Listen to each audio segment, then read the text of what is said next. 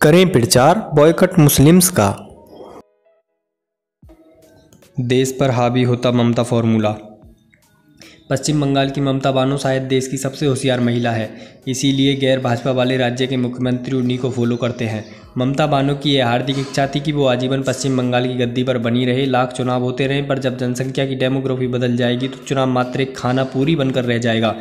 और इसी सोच के तहत उन्होंने बांग्लादेशी घुसपैठियों को अथाह सुविधा और नौकरी का लालच देकर पश्चिम बंगाल में न केवल बसाया वरन हिंदुओं के शोषण और पलायन का भी इंतजाम कर दिया। जब बांग्लादेशियों से भी मन नहीं भरा तो रोहिंग्याओं के लिए भी द्वार खोल दिए। सरकारी नौकरियों में केंद्र सरकार और सुप्रीम कोर्ट के दिए निर्देशों की धज्जियां उड़ाते हुए 100% तक मोमिनों की भर्ती करा डाली।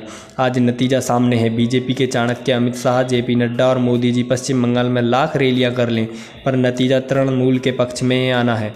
आजीवन सत्ता सुख के लिए इतने हिट फॉर्मूले को भला कौन मुख्यमंत्री छोड़ना चाहेगा। केजरीवाल की दिल्ली भी बांग्लादेशियों और रोहिंग्याओं के लिए स्वर्ग बनी हुई है। राजस्थान, केरल, तेलंगाना, हरियाणा और महाराष्ट्र भी इसी डेमोग्राफी वाले फॉर्मूले पर चल निकले हैं, अर्थात शांति दूत बसाओ हिंदू भगाओ। उत्तर प्रदेश की नमाजवादी सरकार तो कब से डेमोग्राफी बदलने के चक्कर में है, पर योगी जी के रहते उनकी ये इच्छा परवान नहीं चढ़ पा रही है, अन्यथा यूपी तो सबसे खतरनाक स्टेट में होता। अब ताज़ा मामला बिहार का सामने आ रहा है। उप मुख्यमंत्री तेजस्वी यादव ने कल ही शपथ ली और कम से कम 10,000 उर्दू टीचरों की नियुक्ति, मतलब तेजस्वी यादव ने पिछले कुछ ही दिनों में शपथ ली और कम से कम 10,000 उर्दू टीचरों की नियुक्ति का रास्ता क्लियर किया। सर्कुलर में साफ साफ सिर्फ 24 घंटे के शॉर्ट नोटिस पर पूछा जा रहा है कि अल्पसंख्यकों मोमिनों की राजकीय टीचरों की भागीदारी कितनी है। बंगला भाषा के टीचरों की संख्या भी पूछी जा रही है। बिहार में कम से कम 10 जिलों में बांग्लादेशी मोमिन घुसपैठियों का प्रभुत्व है, जिन्होंने भारतीय नागरिकता से संबंधित कागज जुटा लिए हैं। को भी सरकारी अध्यापक के रूप में रोजगार देने की मंशा है नई बिहार सरकार की।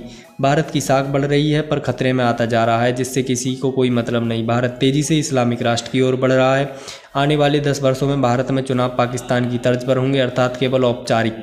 मोदी चिल्लाने वाले स्वर मध्यम होकर ख़त्म हो जाएंगे। अतः कुछ ना कर सको तो मजहबियों का आर्थिक बहिष्कार जरूर कीजिए मेरे हिंदू भाइयों, और बदला लेना सीखिए। युद्ध के लिए तैयार होइए, स्थिति को समझिए।